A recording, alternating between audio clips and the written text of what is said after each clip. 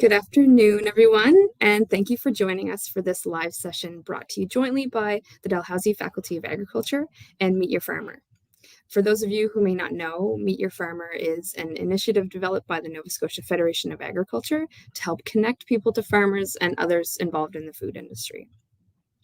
My name is Colette Wylie, and I am very thrilled to be here as your host for this event. As the chair of the Faculty of Agriculture's Alumni Association, I bring greetings from the Board of Directors and like to thank you on their behalf for tuning in today. I'm joined today by fellow AC alum John Raymond Dykstra and Jennifer Crawford, who you may recognize as the winner of the 2019 MasterChef Canada competition. Both John Raymond and Jennifer are involved in the agriculture and food industry here on the East Coast. John Raymond is a member of the NSAC class of 2009 and current territory manager for Trow Nutrition, where he manages accounts and provides nutrition consulting to livestock farmers in Prince Edward Island and Newfoundland. He is very active in the Canadian dairy industry. He also owns a small farm outside of Charlottetown, where he lives with his partner, Ryan. On their farm, they raise dairy heifers and chickens.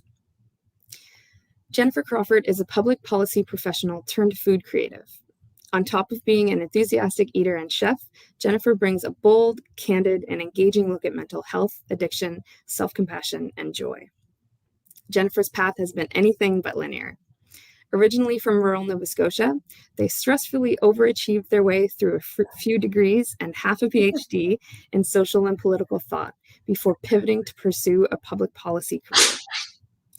Along the way, they ran a women's center, worked at a feminist economics organization, and had stints training as a powerlifter, varsity rugby player, amateur boxer, and pro wrestler. These days, Jennifer is sought after to discuss the intersections of gender and food after their own gender repeal cake went viral. They identify as non-binary, queer, and in recovery. Their love for food is unmatched only by their love for people and building community. So this afternoon, we're going to have an informal and fun chat about culinary queerness and community. Before we get into the presentation, I just want to mention the other piece of this exciting week, which is an upcoming event in person at Dalhousie this Thursday evening with Jennifer. So presented again by Meet Your Farmer and the Faculty of Agriculture, we're really pleased to welcome Jennifer to campus, where they will be joined by Amy Hill of Snowy River Farm and Jason Grant from Cultivate to make matzo ball soup. And on Thursday evening, Jennifer will be chatting and taking questions from the audience. Seating is limited, but there are tickets still available if you'd like to join us. You can visit the Facebook event pages of either Dalhousie Agricultural Campus or Meet Your Farmer for more details. And everyone is welcome. You don't have to be a student or alum. You just need to bring proof of vaccination. So back to today, I'd like to turn it over to Jennifer to kick things off. And please feel free to submit any questions you may have for Jennifer or John Raymond or all of us as the session goes on. So Jennifer, take it away. Perfect. Thank you so much, Colette. First, I want to apologize for my dog who was just barking at the mail person. I'm not sure if you could hear that.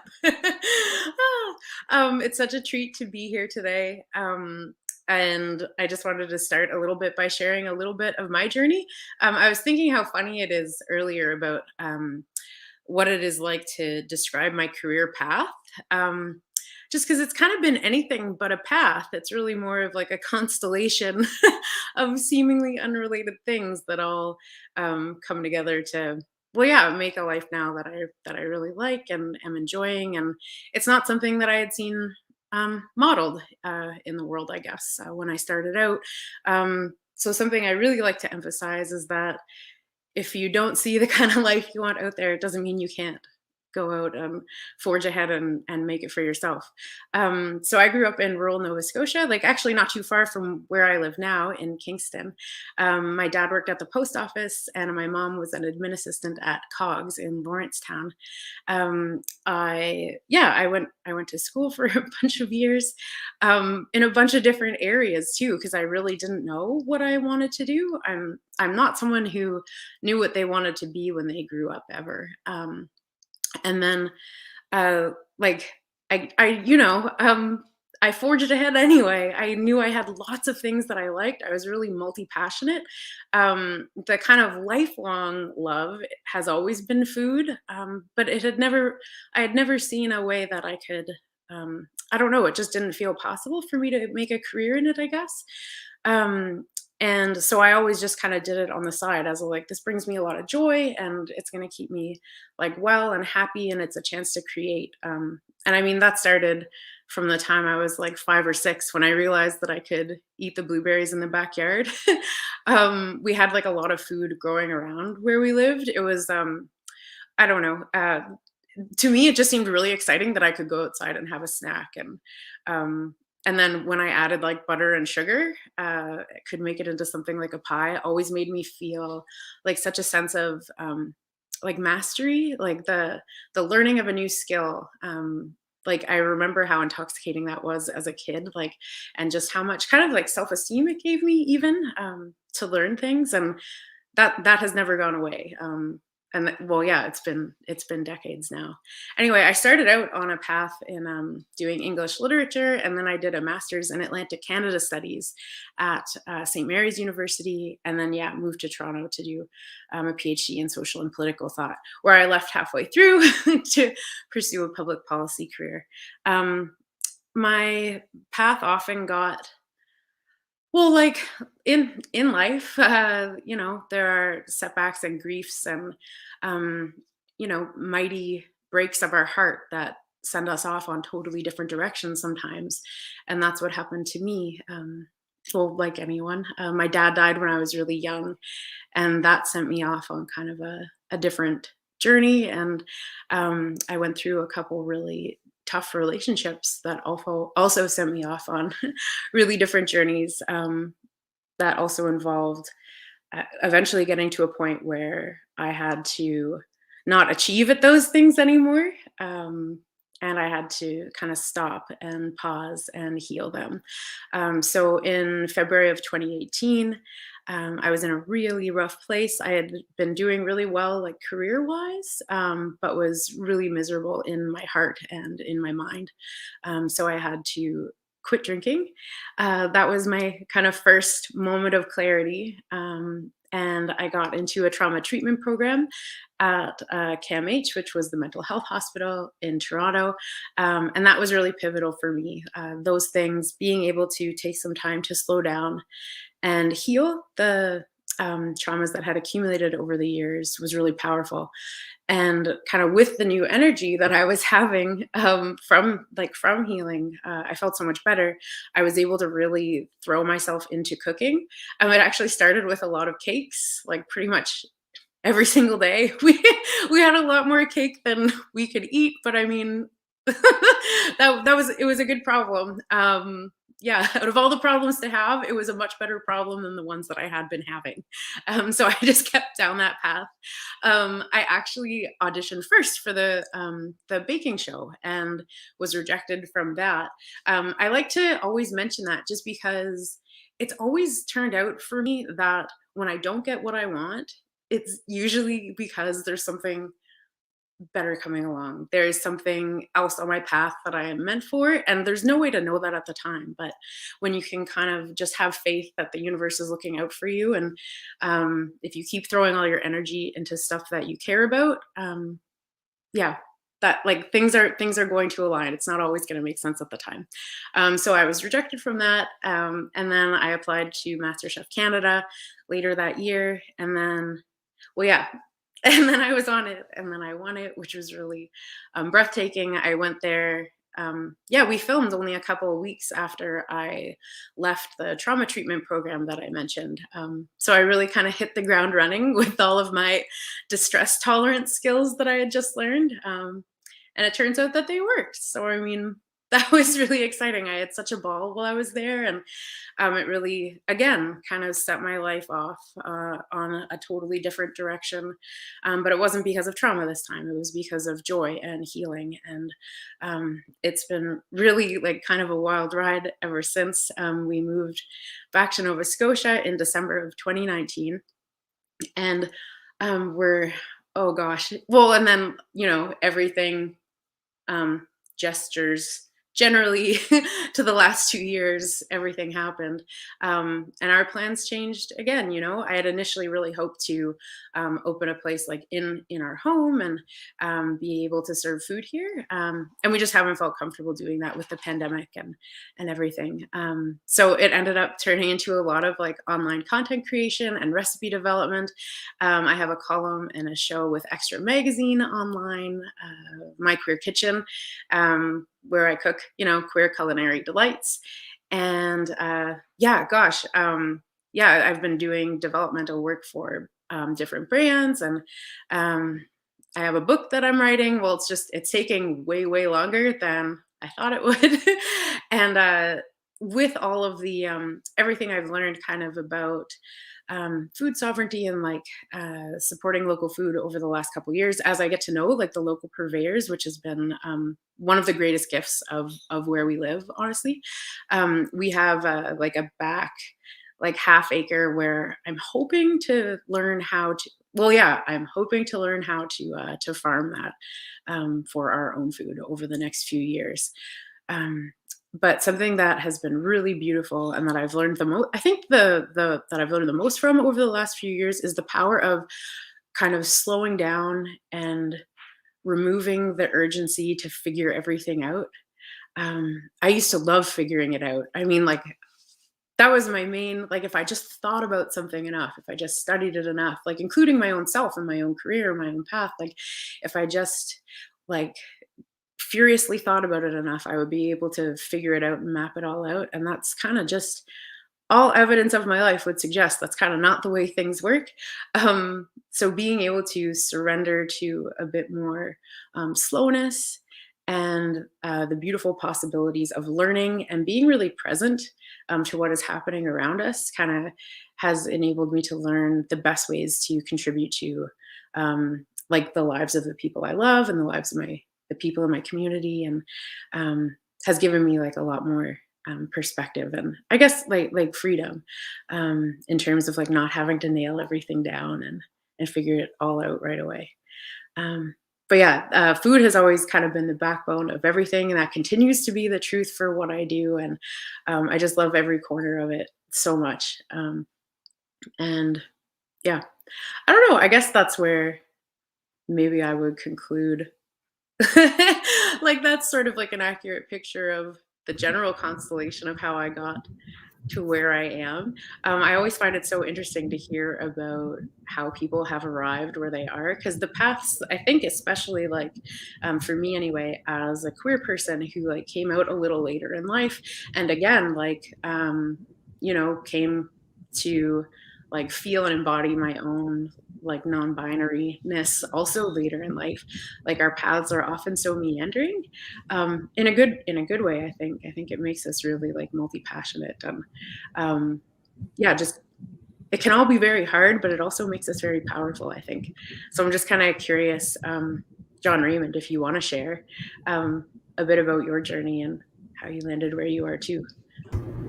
Yeah, so I grew up in New Brunswick on a dairy farm there, and I've always been super involved with agriculture. It's my passion. When you grow up, you say, what do you want to be when you grow up? And it was always a farmer, and you're being involved with farming and farmers was always the center.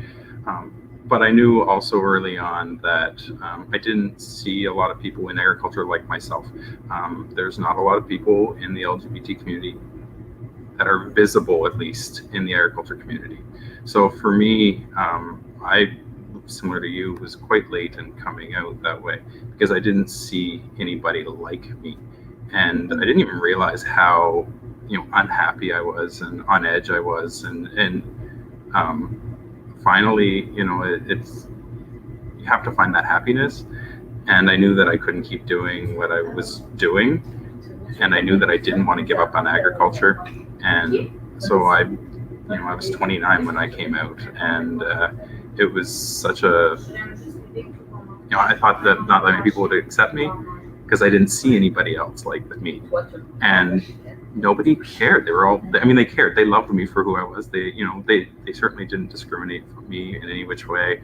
I didn't lose any friends. My family were very accepting, which I think as somebody that is in the closet, you know, you're terrified that you're going to lose what you have. And so, I mean, I was lucky in that that didn't happen to me.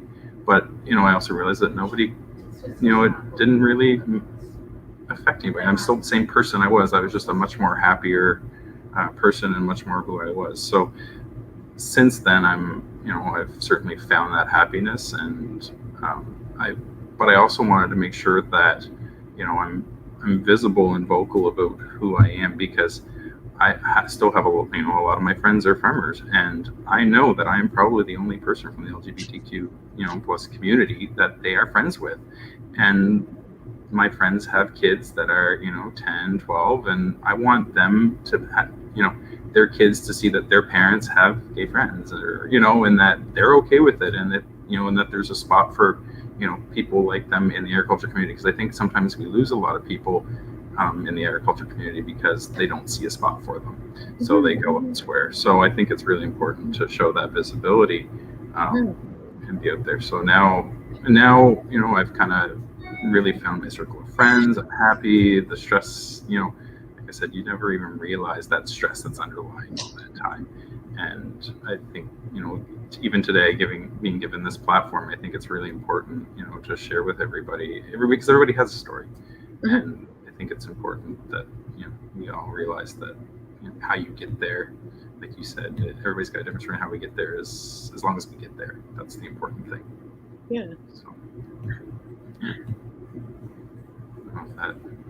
that's a little bit my story, I guess. So no, that's amazing.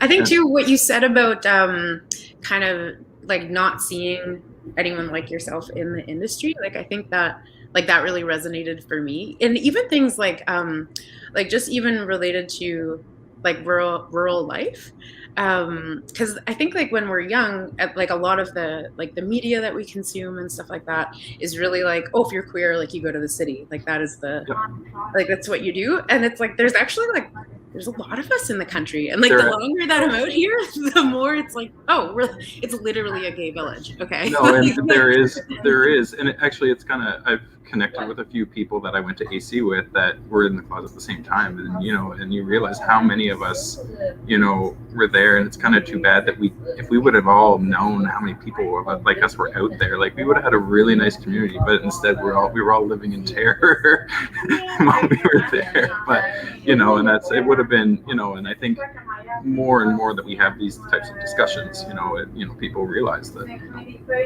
know, that we're all out there, and and that it can look however you want it to look. Oh, exactly. Yeah. I think that's one of the things that I found as, you know, after I came out and I became more comfortable that, you know, I can do whatever I want. I'm my own person, and that's, you know, I mean, of course, within the law, of course, but, you know, like I can, but, you know, you can do whatever you know, and if you have people that don't accept you for you, then they're not the right people in your life either, like, you know, because they should accept you for who you are. Yeah.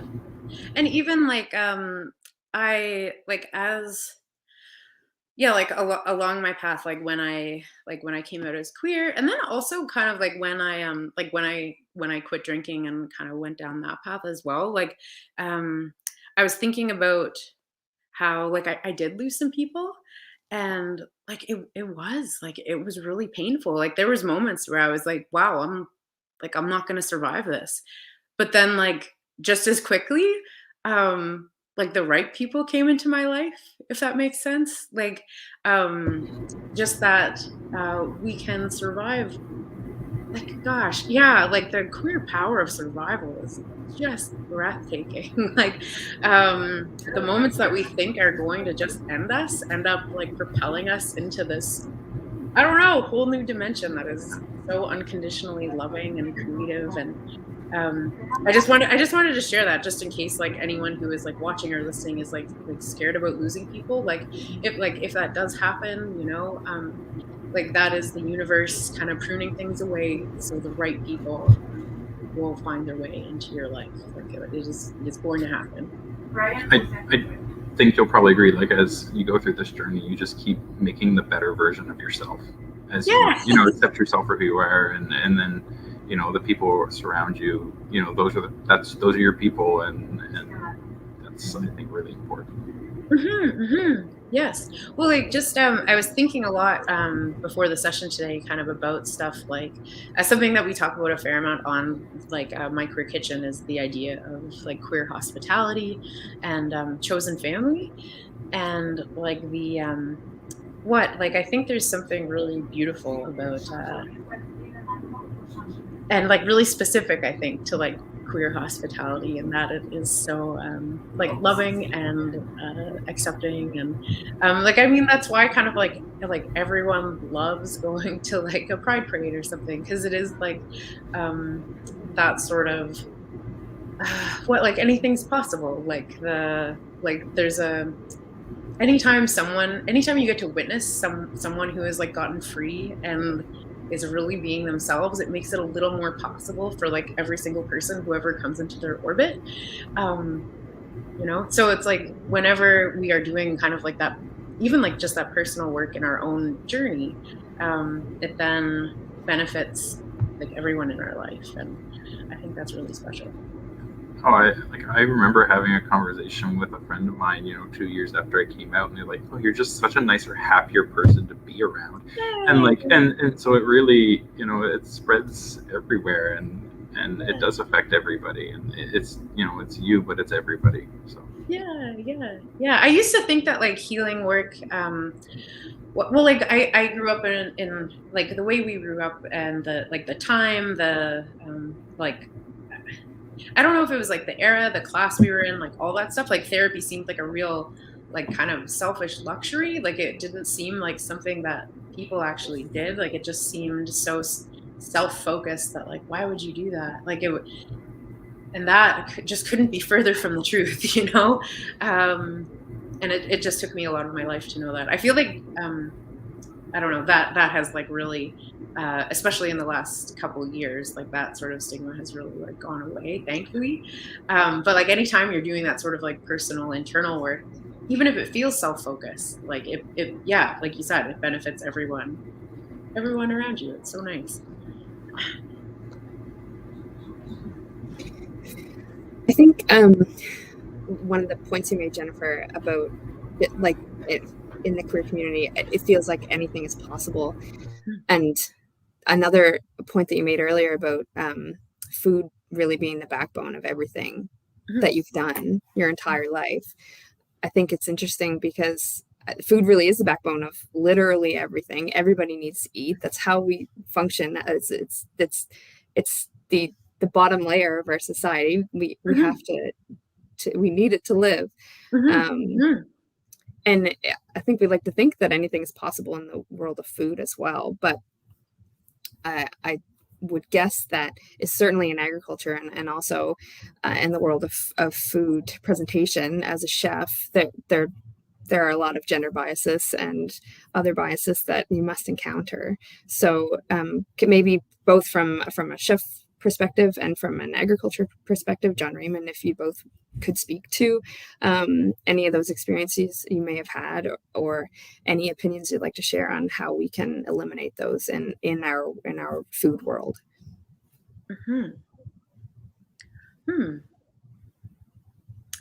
I think I'm gonna go for it, John Raymond. Is that okay? Okay, cool. I had a really weird moment. Like I haven't talked about this a lot, actually. I'm not sure if I've ever spoken about it publicly, but after I won MasterChef, I went right into working at like in a restaurant kitchen, like in a fine dining restaurant, to gain a bit more experience and just to kind of get a sense of well, I don't know. Again, like, what do I want to be when I grow up? I just won this food show. Like, in what way do I want to be involved in this industry, and what does that look like for me? And I to my knowledge, I was the only queer person in that kitchen, and definitely the only non-binary person. Again, to my knowledge, I guess. But I was staging, which means I was like working for free, which is a pretty messed up thing in the restaurant world, in my opinion. but I had just listened to, it was like a whole day of really, I had heard a lot of misogynistic jokes. Um, I had heard a lot, like I don't really want to repeat any of it because it was kind of so horrific to overhear in like casual conversation in a kitchen. I just kind of couldn't believe my ears. And at the end of the night, I remember the sous chef kind of turning to me, and I had just worked like 4 or 5 days in a row for the first time because I had been just kind of doing it more part time before then. And he was like, "It's not so much fun when you have to do it every day, huh?" And it was like, it just felt like such a weird disconnect of like, "Oh, you think I'm tired? You think I'm tired from hard work? Are you kidding?" Like, I love working hard. It's what I've done every day of my life since literally I was 5. Like, I've never not known a day of hard work. It was the fatigue that came from, like, watching people drink through service, from hearing these oppressive things all day and trying to, like, I've learned also recently, like, well, I learned, it was actually almost a year ago that I was diagnosed as autistic. So basically I was like exhausted from masking all day, and like kind of like I would speak up when I could, and then also kind of didn't quite feel safe doing so in that environment. So like, well, I mean, my answer for that was like, wow, like I don't want to be in this industry in this way. And I mean, literally moved to rural Nova Scotia to be like, I'll just do my own thing over there in the ways that feel good. And that kind of, I don't know, I feel like it goes back to like what I was saying at the start. Like, if you don't see like the space and place, and like if you don't see what you want out there, like it doesn't mean it doesn't exist. It just means you haven't done it yet. Like, you, it is totally within your power to like make what it is that you want. There's literally no ceiling. There's no ceiling for what you want to do. Like, I didn't want to stop just because of, you know, that really inhospitable environment, obviously. And now it's taken me in like so many different ways that I couldn't have even predicted. Like, had I tried to map this out, like it wouldn't have been possible. But like, I love the way things are now. So kind of just being able to surrender to like the enthusiasms and like have faith that like, you know how to do things, like your skill and like personal drive. It's gonna get you through if you keep going in the directions that feel like right, like in your bones, you know. You don't have to put up with uh spaces that are not good for you. Like, if you want to go in and like make change from the inside, I like fully support that too, like whatever feels right for your path. And also, if you feel like excising yourself altogether and like, I'm just gonna go make something new, actually, I mean, that's also just as viable a path for anyone. So Awesome. Thank you. yeah, so I guess on the agriculture side of things, like I think the bias is that, you know, most farmers are, you know, straight cis people, and that if you're not, then you're, you know, kind of weird, or you're a lesser farmer, or it's just, that's the feeling I get. Like, you'll see memes in social media, and it, you know, and it makes me feel like, you know, I'm a lesser being sometimes. And I think it's really important that, you know, that you can be whatever you want, you can do whatever you want, you can still be involved in however. And I think that that's, you know, it's, I don't know how to really put it into context, but it's just, it's yeah, we need to be visible, and that we're not, you know, we're different but the same, if that makes any sense at all. You know, we can be whoever we want to be and still be involved in conventional agriculture. You know, it's not because we're, you know, some lesser beings, I guess. that's the bias I feel sometimes, is that, you know, well, you know, you're not really a farmer, or, you know, you're doing it differently, or, but, you know, there's lots of conventional farmers that are, you know, from the LGBTQ plus community, and, you know, they, you know, it's just, we need to be visible, and that, you know, we're very capable people too. Yeah.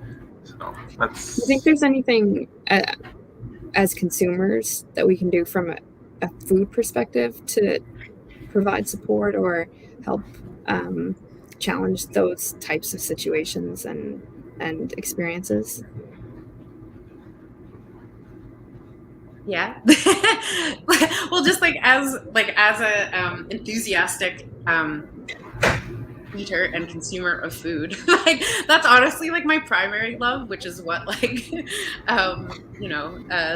the cooking part feel so interesting, because I love eating so much. I love Same. hospitality. I love going out to restaurants.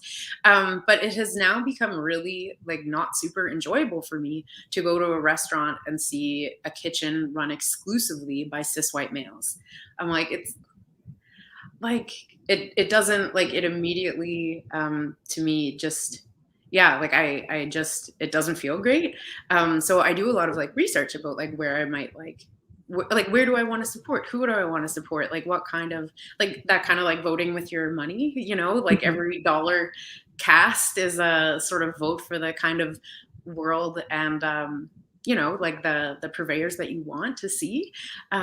So like trying to think about, yeah, just trying to be mindful of that. It's not to say like you can't enjoy like everything, but I mean, I think like being really intentional with who we support and how is it makes food taste better. Like knowing that you're supporting a kitchen that you really believe in, and especially where people's mental health is supported. That's like a whole nother thing that has come up over the last like couple years of the pandemic, especially too, right? I want to know that the dishwasher is making a living wage. I want to know that everyone's being treated super well. Like the meal is going to go down bitter if folks are going home after their shift and like self-medicating because it was so miserable, like you want to know that hospitality is like centering the wellness, not just of the people who are coming to enjoy the food, but also like every single person in the kitchen, and not like, and all the way back to like the farmers that they're getting the food from, right? Like it has to be like a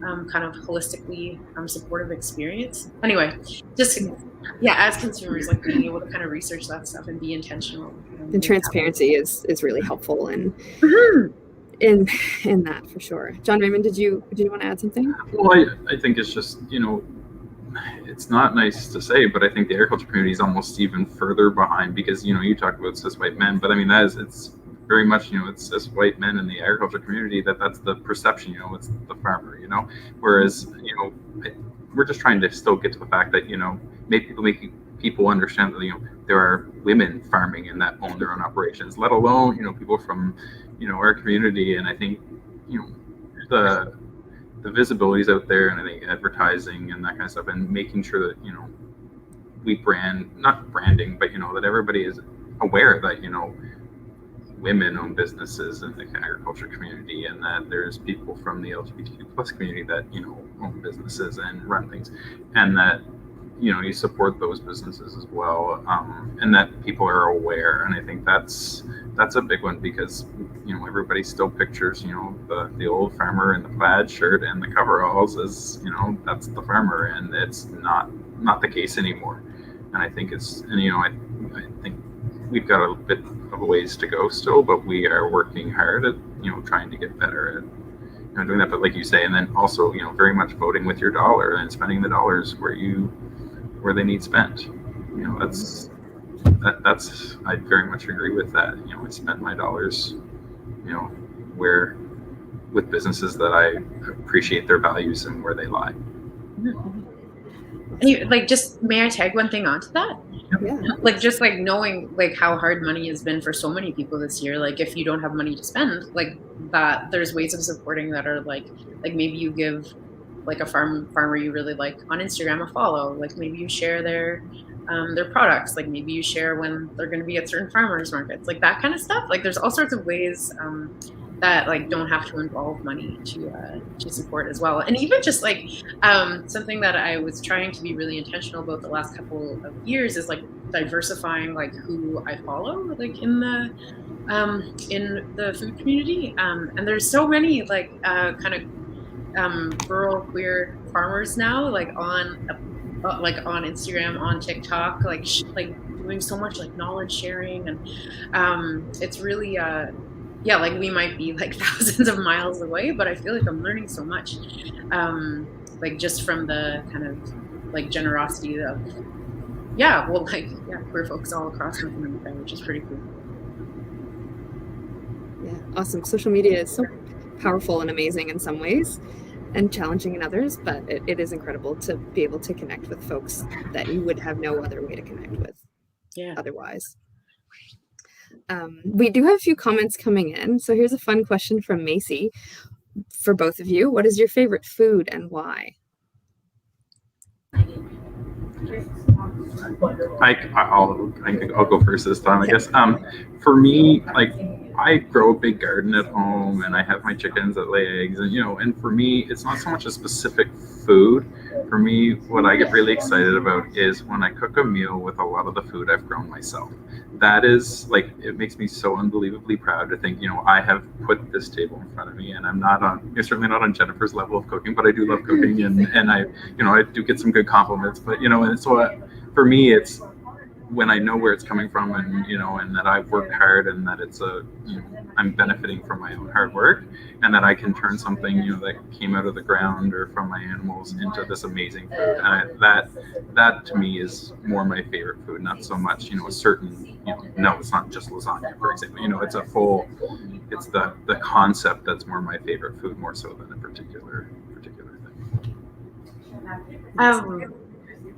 Before I share, I just want to also plug John Raymond's Instagram because what you just said reminded me of one of the captions that I read this morning on one of your posts, and it was so beautiful. It almost made me cry. You talked about, I'm gonna get choked up just thinking about it. You had this. It was like a bowl, like you had just harvested from your garden, and you said you were just overcome with this feeling of bliss. And it was just really powerful. You have like a really lovely way with the written word as well. So anyway, plug for John Raymond's Instagram. And I feel like my favorite food, up until literally 2 years ago, it's so basic, pizza. Like, it still remains one of my very favorite foods. But I don't know. I feel like meatballs might have surpassed pizza because I have a way of doing them now that takes the entire day. And I love a food that is a process. Like, I love feeling like it is a sensory experience from start to finish. And there are, I have specific ingredients that I like to get from specific farmers, like around the community here. When I can get the certain kind of meat that I like from this person, the bones from this person, the tomatoes from this person, it is the basil from my friend down the road. Like when I can incorporate these things that are not just of my hands, but the hands of all sorts of people that I know, and then spend the whole day kind of honoring those things, and then getting to share them with those people. It feels I don't know, it feels like a bit of a communion with each other, anyway. So meatballs. Yeah, it sounds like a real journey in itself.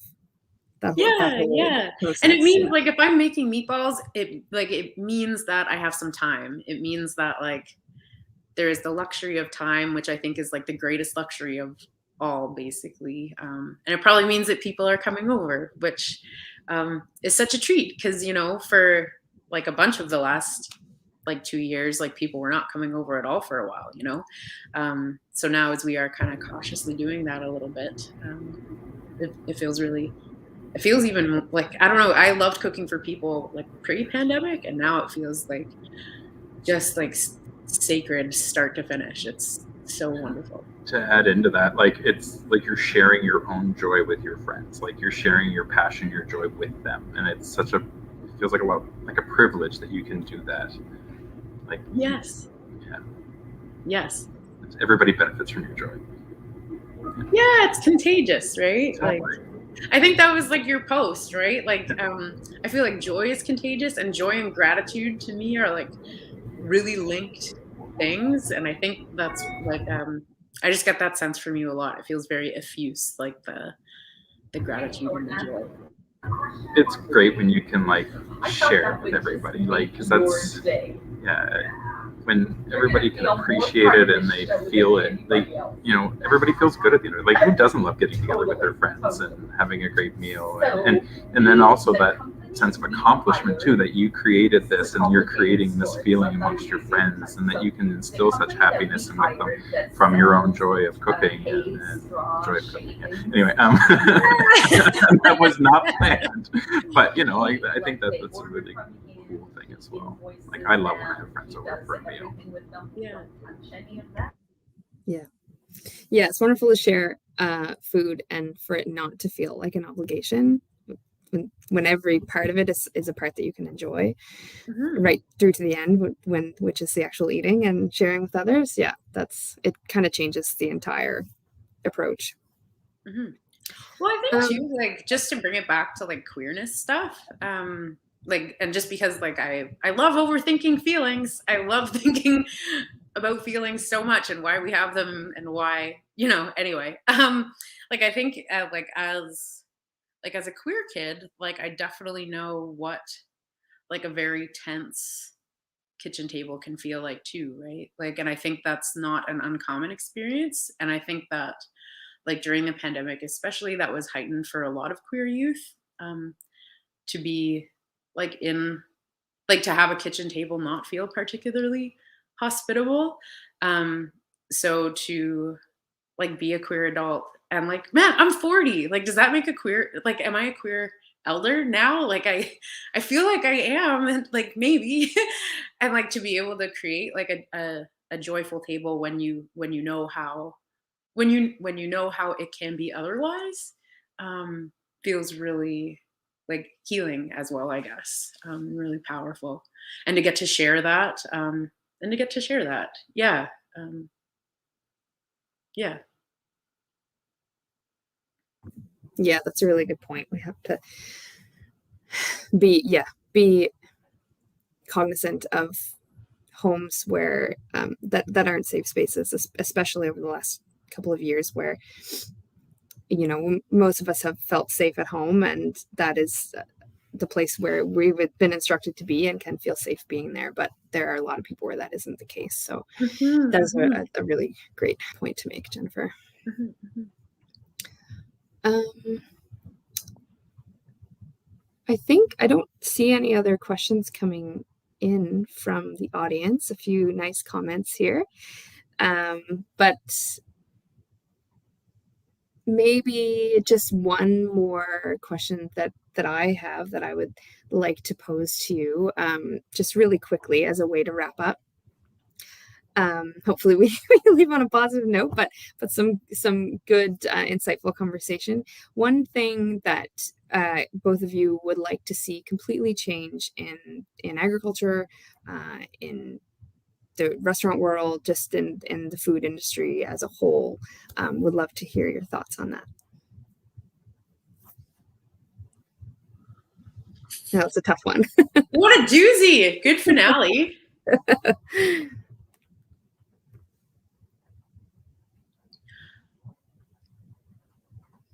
I'm gonna go for it. Okay, John Raymond? For it. I would like to see everyone making a living wage in the restaurant industry.